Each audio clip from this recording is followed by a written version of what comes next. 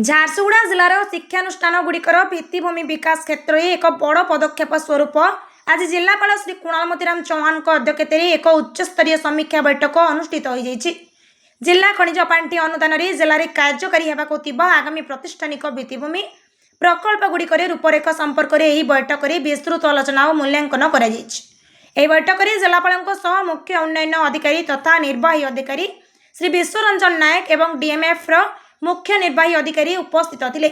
यह सहित निर्माण संस्था इंजीनियर्स प्रोजेक्ट्स इंडिया लिमिटेड वरिष्ठ प्रबंधक एवं स्थपति समेत डीएमएफ वरिष्ठ टीम यह समीक्षा सामिल होते। समीक्षा बैठक में अवसर में ईपीआईएल टीम पक्षर जिले में निर्माण होगाकू तीनोटी प्रमुख प्रकल्पर स्थापत्य कला नक्शा एवं आनुमानिक आर्थिक व्ययवराज संपर्क में एक विस्तृत उपस्थापन प्रदान करा जायतिला।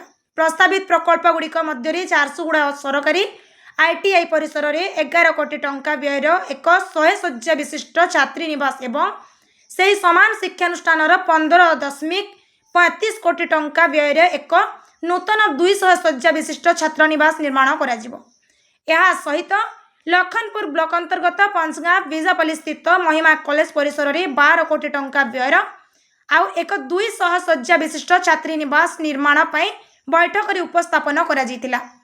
ईपीआईएल टीम यही उपस्थापन को अनुध्यान करने पर जिलापाल श्री कुणाल मोतीराम चौहान संस्था को विशेष निर्देशनामा जारी करिसेंती।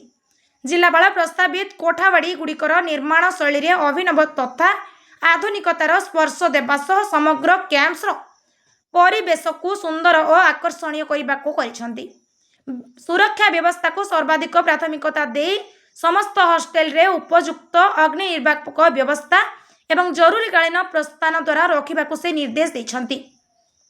झारसुगुड़ा घनश्याम बढ़ियारी रिपोर्ट ओडिया भास्कर।